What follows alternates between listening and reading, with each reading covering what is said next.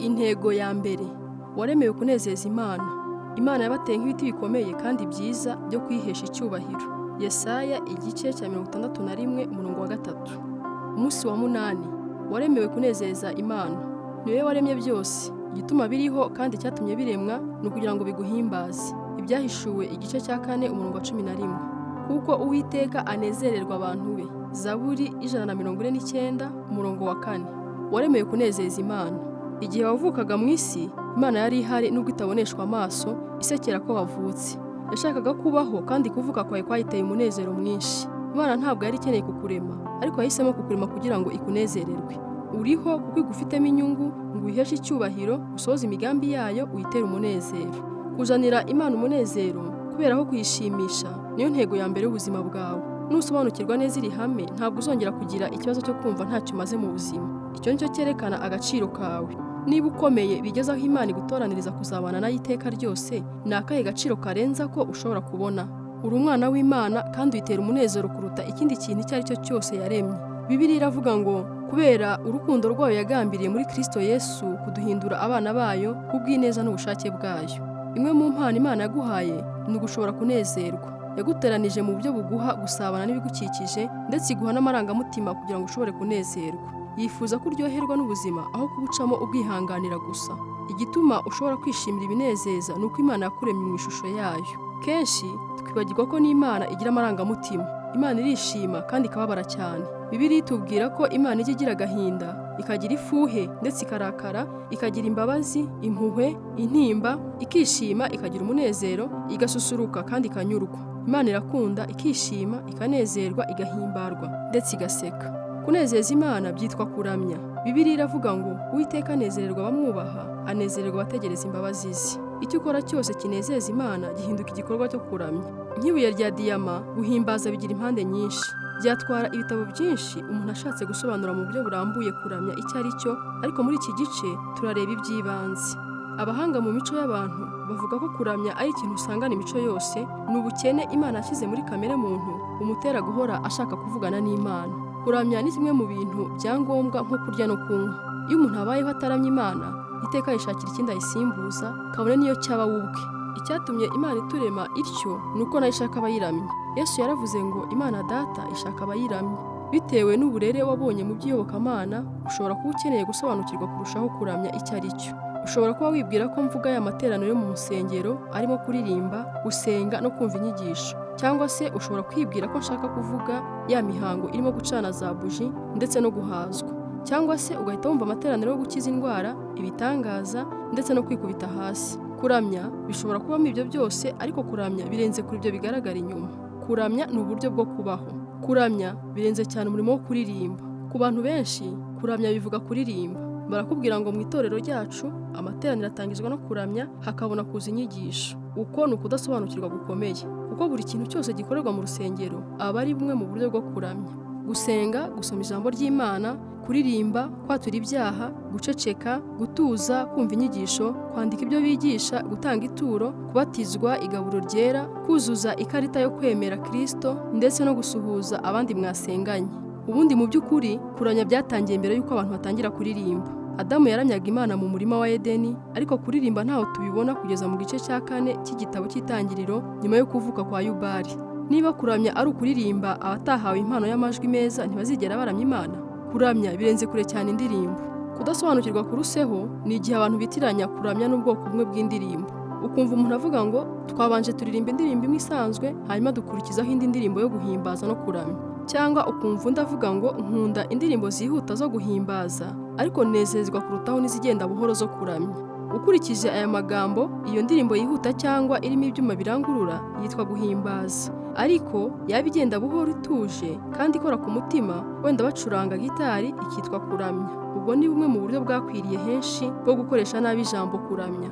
Kuramya ntaho bihuriye n'ubwoko bw'indirimbo, urusaku cyangwa umuvuduko wayo. Imana ikunda indirimbo z'uburyo bwose kuko niyo yahanze kuririmba indirimbo izihuta n'izigenda buhoro, izivuga cyane n'izivuga buhoro, iza kera n'ishya.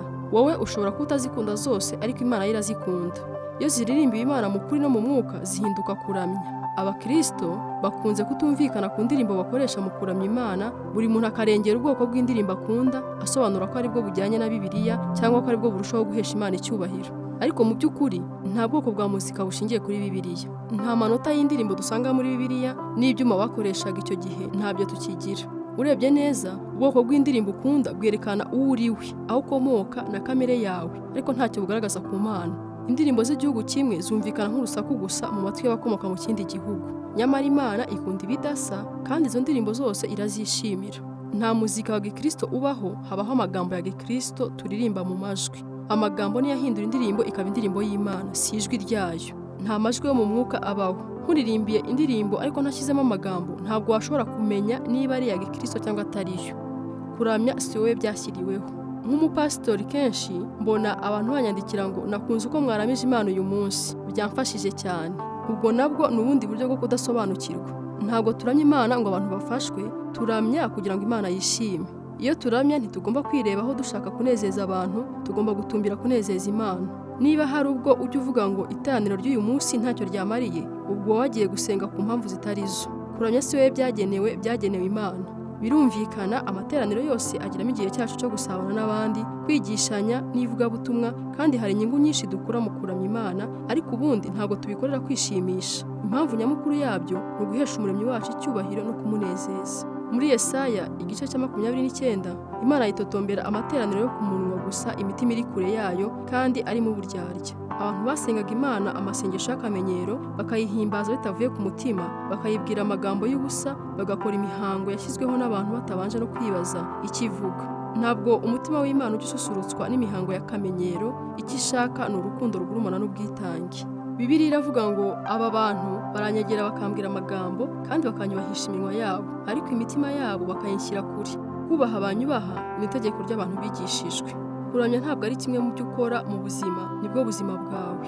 Ntabwo kuramya ari umwitozo wo mu rusengero twategetswe gushaka mu maso hayo iteka ryose, no gushima izina ryayo kuva izuba rirashe kugeza aho rirengera. Muri Bibiliya tubona abantu bahimbaza Imana bari ku kazi, bakayihimbaza mu ngo zabo, bakayihimbaza bari ku rugamba, abandi bakayihimbaza bari mu nzu y'imbohe, ndetse bari no mu buriri. Guhimbaza Imana nicyo wagombye gukora bwa mbere ugikanguka, akaba ari nacyo urangirizaho ugiye kugoheka ngo usinzire. Dawidi yaravuze ngo nzahimbaza Uwiteka iminsi yose, ishimwe rye rizaba mu kanwa kanjye iteka. Buri kintu cyose gishobora guhinduka igikorwa cyo kuramya iyo ugikoze ugamije guhimbaza Imana, kwihesha icyubahiro no kuyinezeza. Bibiliya iravuga ngo iyo murya cyangwa munywa cyangwa mukora ikindi kintu icyo ari cyo cyose, mujye mukorera byose guhimbaza Imana. Martin Luther yaravuze ngo n'umukamyi ashobora gukama inka mu buryo buhesha Imana icyubahiro. Umuntu yakora ate ngo ibyo akoze byose bihesha Imana icyubahiro? Wabigeraho icyo ukoze cyose ugikoze nk'ukorera Yesu Kristo, kandi ugakomeza kuganira nawe urimo kugikora. Bibiliya iravuga ngo ibyo mukora byose mukore mubikuye ku mutima nk'abakorera shobuja mukuru badakorera abantu. Iryo ni ryo banga ry'ubuzima buramya Imana, ni ugukora byose nk'ubikorera Yesu. Hari uburyo bumwe bahinduye Bibiliya, maze Abaroma igice cya 12 umurongo wa 1 bahahindura ngo ufate ubuzima bwawe busanzwe bwa buri munsi, gusinzira, kurya, kujya ku kazi, ibyo ukora byose mu buzima ubishyira imbere y'Imana nk'igitambo. Akazi gahinduka kuramya iyo ugakoze ucyeguriye Imana, kandi ugakora uzi ko ikureba iri kumwe nawe. Ntangira gukundana n'umugore wanjye, nahoraga mutekereza. Iyo nabaga ndi ku meza mu gitondo, iyo nabaga ndi mu modoka ngiye kwiga, ndi mu masomo, ndi ku murongo mu maduka, ndi kuri sitasiyo nagiye kunywa lisansi, nta na rimwe nabaga ntatekereza fiancé wanjye. Kenshi nabaga nsa n'uwiganiriza mutekerezaho, ntekereza ibyo mukundira. Ibyo byatumaga numva negeranye na Kay, nubwo twari dutandukanyijwe n'intera ndende kandi twiga mu bigo by'amashuri makuru bitandukanye. Kuko narushagaho kumutekereza kenshi, nagumaga mu rukundo rwe. Kuramya nyakuri ni uko nguko, ni ugukunda Yesu nk'abafiyansi. Umunsi wa 8, gutekereza ku ntego y'ubuzima bwanjye. Ingingo yo kuzirikana, naremewe kunezeza Imana. Umurongo wo gufata mu mutwe, Uwiteka anezererwa abantu be. Zaburi 149 umurongo wa 4a. Ikibazo cyo gutekerezaho, ni ikihe kintu gisanzwe natangira gukora nk'aho ngikorera Yesu ubwe?